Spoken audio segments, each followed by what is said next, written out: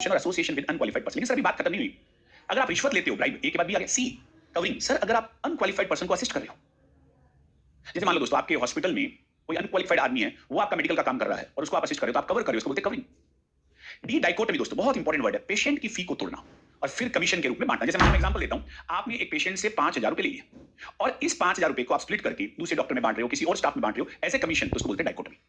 Covering का मतलब unqualified को आप कवर कर रहे हो और डाइकोटमी का मतलब आप एक तरह से कमीशन बांट रहे हो, दलाली कर रहे हो, अपनी भाषा में बोलते हैं। गलत तरीके से यूथनेसिया भी इसी में आता है। गलत सर्टिफिकेट बनाना दोस्तों, गलत सर्टिफिकेट बनाना। आप बहुत सारे सर्टिफिकेट बनाते हो, medical certificate, birth certificate, incentive certificate, death certificate, postmortem report. Sir अगर आप गलत सर्टिफिकेट बनाते हो दोस्तों, तो इसकी सजा भी। सर्टिफिकेट बना रहे हो तो आप क्या लिखोगे कि आपने 1 2 3 बनाया। लेकिन सर अगर आप गलत बना रहे हो तो आपने 1 2 3 को 2 3 4 कर दिया। That's very simple to remember कि गलत सर्टिफिकेट बनाने की सजा कौन से बीएनएस में मिलती है, दैट इज 2 3 4 बी। आप प्रैक्टिस के दौरान अगर ये घटनाएं करते हो तो 6A मैंने बता दिया, बी ब्राइब, सी कवरिंग, अनक्वालिफाइड को कवर करना, डी डाइकोटमी, पेशेंट की फी तोड़ के कमीशन देना, ई यूथनेसिया अगर गलत तरीके से करते हो, एफ फॉल्स सर्टिफिकेट, झूठे सर्टिफिकेट बनाते हो, और जी गिफ्ट लेना और गिफ्ट देना, ये इसमें आता है। अब सर आप कहोगे सर एक आपका हमारे को समझ में नहीं आया, सर एडवर्टाइजमेंट का मतलब क्या है? सर तो एडवर्टाइज करेंगे, कोई बात नहीं सर, आप सिर्फ 3 केसेस में एडवर्टाइज कर सकते हो। पहला, जब आप प्रैक्टिस स्टार्ट कर रहे हो या अचानक आपने थोड़े टाइम के लिए प्रैक्टिस बंद कर, पब्लिक हेल्थ अवेयरनेस के लिए अगर कोई भी प्रोग्राम आता है या कोई भी चीज आती है तो उसके लिए आप एडवर्टाइज कर सकते हो। तीसरा सर, अगर आप अपना एड्रेस और अपनी टाइप ऑफ प्रैक्टिस बदल रहे हो, अगर आप अपना एड्रेस और टाइप ऑफ प्रैक्टिस बदल रहे हो तो आप एडवर्टाइज कर सकते हो। इन कंडीशन में आप एडवर्टाइज कर सकते हो। तो दोस्तों ये 3 केस हैं जहां पे आप एडवर्टाइज कर सकते हो। तो दोस्तों किन कंडीशन में, क्योंकि मैंने बोला था एडवर्टाइजमेंट, आप एडवर्टाइजमेंट करना या विज्ञापन करना गलत है नहीं, आप किन कंडीशन में एडवर्टाइज कर सकते हो। पहला, अगर आपने अपनी प्रैक्टिस स्टार्ट की है या आपने थोड़े टाइम के लिए बंद की है, टेम्परेचर अवेयर करना चाहते हो, उसमें एडवर्टाइज कर सकते हो, तो पब्लिक के भले के लिए ना। तीसरा सर, अगर आप अपना एड्रेस या टाइप ऑफ प्रैक्टिस, आप जो central health ministry, penal eraser देता कौन है, एसएमसी, अपील कहां कर सकते हो, सेंट्रल हेल्थ मिनिस्ट्री। लेकिन दोस्तों प्लीज ध्यान रखिए, अगर ये घटना हो गई तो इसको बोलते हैं पीनल इरेजर, पीनल इरेजर। तो उसके बाद मरना तय है, टर्मिनल डिजीज का मतलब उसके बाद मरना तय है, उसका कोई इलाज नहीं। तो उस समय पे अगर पेनलेस डेथ देते हैं तो उसको बोलते हैं यूथनेसिया। और दोस्तों आपको एक बात बता दूं, यूथनेसिया हमारा इंडियन कॉन्स्टिट्यूशन के आर्टिकल नंबर 21 को ब्रीच करता है, राइट ऑफ लाइफ, आपके जीवन जीने का अधिकार, जीवन जीने के तरीके का अधिकार, यूथनेसिया उसको ब्रीच करता है। लेकिन सर अगर ऐसी बीमारी जिसका कोई क्योर ना हो, टर्मिनल डिजीज हो, तो यूथनेसिया का प्रावधान है। सर यूथनेसिया को मैं 2 पार्ट में डिवाइड कर देता हूं, एक्टिव और पैसिव। सर एक्टिव का मतलब तो सर ये है कि आप ऐसी ड्रग दे दो और उसकी लीथल डोज दे दो, उससे पेनलेस डेथ हो जाए। उसमें एक बहुत ही कॉमन ड्रग्स आजकल यूज करते हैं, फिनोबार्बिटोल, उस आईसीयू जैसे सीसीयू आईसीयू जिसमें आपका काम चल रहा था वो हटा दिया। ये है पैसिव यूथनेसिया, और हमारे इंडिया में पैसिव यूथनेसिया लीगल है। फ्रेंड, आप अपना काम क्या है, पेशेंट की मेंटेन करना, जैसे प्रोफेशन से अगर आपने किसी को इन्फॉर्म किया तो ये पनिशेबल ऑफेंस है। लेकिन सर मैं इसके काउंटर पार्ट पे आऊंगा, एक्सेप्शन ऑफ प्रोफेशनल सीक्रेसी। कई बार सर आपको प्रोफेशनल सीक्रेट मेंटेन नहीं रखना है, आपको पेशेंट की बीमारी के बारे में या पेशेंट के स्टेटस के बारे में या पेशेंट के बारे में किसी न किसी को इन्फॉर्म करना है, या तो बीमारी के बारे में या स्टेटस के बारे में, पेशेंट के बारे में। और सर किसको इन्फॉर्म करना है, कंसर्न अथॉरिटी को, जिस चीज का, जिस अथॉरिटी का उसका लेना आया मेरे पास, कई बार ये भी इन्फॉर्म करना होता है। दोस्तों इसी टॉपिक का नाम है प्रिविलेज कम्युनिकेशन। प्रिविलेज का मतलब भलाई के लिए कम्युनिकेशन। यहां कम्युनिकेशन करने से कोई भी सस्पेक्टेड क्रिमिनल केस हो या कोई भी सस्पेक्टेड केस, उसकी फोटोग्राफ, उसके सर्जरी के प्रोसीजर ये डालना चाहता है, डाल सकता है, बट उसको पेशेंट से कंसेंट लेनी पड़ेगी या उसके रिलेटिव से, इंटरेस्ट ऑफ सेल्फ। दोस्तों 5वां court of law of exam, अगर दूसरों के लिए प्रॉब्लम है तो दोस्तों इंटरेस्ट ऑफ पेशेंट, थोड़ी देर पहले इंटरेस्ट ऑफ सेल्फ बताया, मैं इंटरेस्ट ऑफ पेशेंट की बात करता हूं। जैसे एक साइकोटिक पेशेंट है, उसको सुसाइडल टेंडेंसी है, ये बात आपको पेशेंट के रिलेटिव को इन्फॉर्म करना, क्योंकि आपने इन्फॉर्म नहीं किया तो लापरवाही से वो सुसाइड कर लेगा। और सर लास्ट 2 N है, नेग्लिजेंस एंड नोटिफिकेबिलिटी। तो सब कोई भी नेग्लिजेंस का केस होता है, आपको मालूम चलता है कि मेरे से गड़बड़ी हुई है, तो आप उसी समय पेशेंट या रिलेटिव को इन्फॉर्म करो। और हमारे इंडिया में कुछ डिजीज नोटिफाइबल हैं, जैसे टीबी, प्लेग, कोलेरा। ऐसी डिजीज अगर किसी डॉक्टर के संपर्क में आती है तो एक डॉक्टर को हेल्थ डिपार्टमेंट को इन्फॉर्म करना होता है कि ये नोटिफाइबल डिजीज है, इसका मतलब डिजीज, ये इंडियन कॉन्ट्रैक्ट एक्ट 13 का पार्ट है। सर अब एक बात बता दूं मैं, कोई भी मेडिकल एग्जाम के साथ करना है, अगर आपने किसी पेशेंट का एग्जामिनेशन बिना कंसेंट के साथ किया तो आप पे असॉल्ट की धारा 130 लगेगी। अब दोस्तों देखो, कंसेंट का इंडियन कॉन्ट्रैक्ट एक्ट भी 13, और कंसेंट अगर आपने बिना परमिशन के आपने अगर एग्जामिनेशन किया तो भी ये सब प्रोसीजर है। तो ये ब्लैंकेट कवर वाली कंसेंट है, ये डॉक्टर हॉस्पिटल को कवर करती है कि भाई आप कुछ भी कर लो, जैसे ब्लैंकेट से कवर होता है, ये हमारे इंडिया में वैलिड नहीं। सर अगर आप कंसेंट देने की पोजीशन में नहीं हो, जैसे मान लो आप अनकॉन्शियस हो या कोमा में हो, या आपकी कंसेंट देने की ब्लाइंड कंसेंट। और 5वीं बहुत important sir, substituted. Best consent written inform है। तो दोस्तों रिटन इन्फॉर्म बेस्ट है, फुल डिस्क्लोजर, मतलब पूरा डिस्क्लोज करना। आप हर चीज पेशेंट को डिस्क्लोज कर देते हो, हर चीज जो आपको करना चाहिए, कि आपको डिजीज क्या है, आपके ट्रीटमेंट ऑप्शन क्या है, आपका फॉलोअप क्या है और आपका कॉम्प्लिकेशन क्या है, हर चीज आप डिस्क्लोज करते हैं। भाई तेरे को ये बीमारी है, ये इलाज है, ये सर्जरी है, बचने के चांसेस इतने हैं, ये अगर पूरा डिस्क्लोज करते हो तो इसको बोलते हैं फुल डिस्क्लोजर। डायग्नोसिस से लेकर ट्रीटमेंट से लेकर फॉलोअप से लेकर कॉम्प्लिकेशन।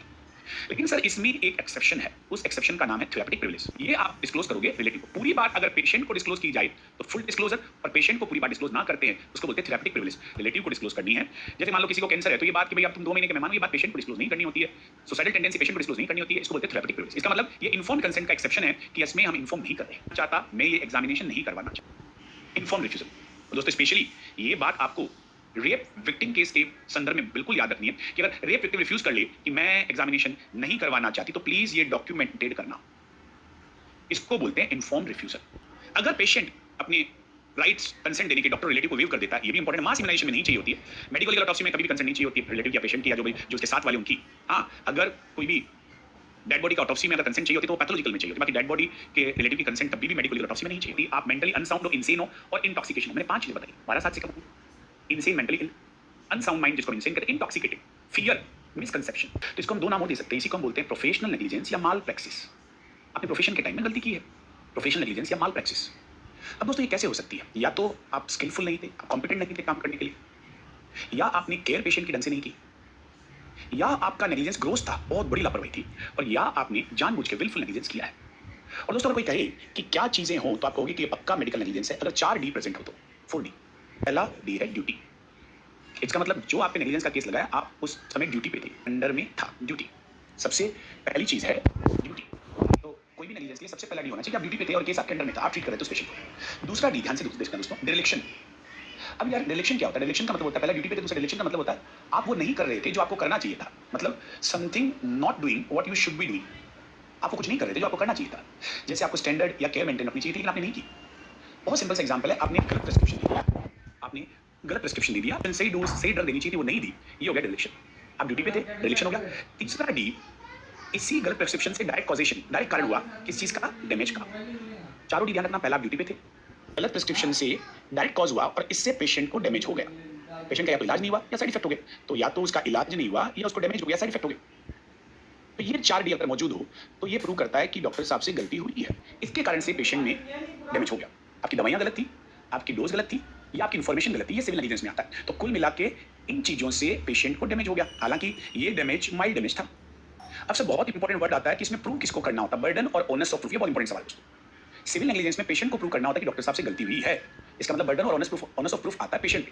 कर रहे हो, ये सब क्रिमिनल में आता है। और दोस्तों खास बात ये है कि इसमें डॉक्टर को प्रूव करना होता है, बर्डन ऑफ प्रूफ डॉक्टर पे होता है कि मेरे से गलती नहीं हुई। इसमें पैसा तो लगेगा ही लगेगा, लेकिन 10 बीएनएस के तहत आपको 2 साल तक की सजा हो सकती है। 106 इसको याद कैसे करोगे? एक डॉक्टर ने जीरो मतलब काम किया, नेग्लिजेंस काम किया और डॉक्टर के छक्का लग गया। हिस्ट्री के दौरान भी हो सकता है, कह सकता है कि पेशेंट ने मेरे को प्रॉपर या कंप्लीट हिस्ट्री नहीं दी। लेकिन सर ये डिफेंस सिविल केस में चलेगा दोस्तों, ये सिविल केस का डिफेंस है, और इसमें भी प्रूव डॉक्टर साहब को भी करना पड़ेगा कि पेशेंट की गलती थी। और सर ये कंप्लीट डिफेंस नहीं है, बहुत इंपॉर्टेंट वर्ड है, ये पार्शियल डिफेंस है। ये आपकी गलती को कम कर सकता है, लेकिन कंप्लीट डिफेंस नहीं है। सिविल डॉक्टर साहब ने मिस कर दिया। मैं पहले एग्जांपल लेता हूं, फिर समझाता हूं। एक डॉक्टर ने एक पेशेंट की सर्जरी की और सर्जरी के बाद उसको बोला कि पेशेंट भाई साहब आपको 7 दिन के बाद ड्रेसिंग के लिए आना है। लेकिन डॉक्टर साहब ने ये इन्फॉर्म नहीं किया कि अगर 7 दिन के बाद नहीं आओगे तो आपको इन्फेक्शन स्प्रेड हो जाएगा, ड्रेसिंग बहुत जरूरी है। और 7 दिन के बाद भी उन्होंने पेशेंट को नोटिफाई नहीं किया और पेशेंट नहीं आया और पेशेंट को इन्फेक्शन हो गया।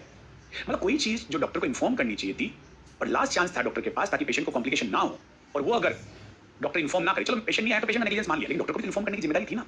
तो ये लास्ट चांस डॉक्टर ने मिस किया, तो सर इसका मतलब है doctor fails to prevent damage. Avoidable accidental complication हो गया ट्रीटमेंट के दौरान। जैसे मान लो कोई ऑपरेशन कर रहे थे, अचानक कोई चीज हिल गई या थोड़ा डैमेज हो गया, अनइंटेंशनल था, मिस चांस था। मान लो डायग्नोसिस, वो कोई डायग्नोसिस कर रहे थे, सिग्मोइडोस्कोपी कर रहे थे, कोलोनोस्कोपी कर रहे थे, उस दौरान कोई चीज का डैमेज हो चुका है, या कोई एक्सपेरिमेंट कर रहे थे उस समय हो चुका है, तो कुल मिला के डैमेज हो चुका है। लेकिन मेरी बात ध्यान से सुनना दोस्तों, ये तीनों चीजें अनइंटेंशनल, एक्सीडेंटल या मिस चांस है, अनहोनी है कि भैया आपका टाइम निकल चुका है आपको केस फाइल करने का। रेस इंडिकेटा, रेस जुडिकेटा का मतलब थिंग्स हैज बीन जज्ड, जज हो चुकी है, आप वापस उस नेग्लिजेंस के क्वेश्चन को राइज नहीं कर सकते। और रेस इंडिकेटर का मतलब आपके पास टाइम है 2 साल का। तो दोस्तों ये 7 डिफेंस है नेग्लिजेंस के, तो ड्यूटी डिस्चार्ज होगी। तीसरा थेरेपेटिक मिस एडवेंचर, कोई अनइंटेंशनल एक्सीडेंटल कॉम्प्लिकेशन। चौथा error of judgment, error of judgment बहुत इंपॉर्टेंट। ऑपरेशन के दौरान आप स्वाब नहीं हटा पाए। अब सर इसमें क्या क्या चीज प्रूव होती है? ध्यान से ट्रीटमेंट, मतलब इसमें दोनों चीजें प्रूव होती है। Act of omission, act of omission का मतलब क्या है? जो चीज आपको करनी चाहिए थी वो आपने नहीं की, और साथ में प्रूव होता है आपने स्टैंडर्ड केयर और ट्रीटमेंट को फॉलो नहीं किया।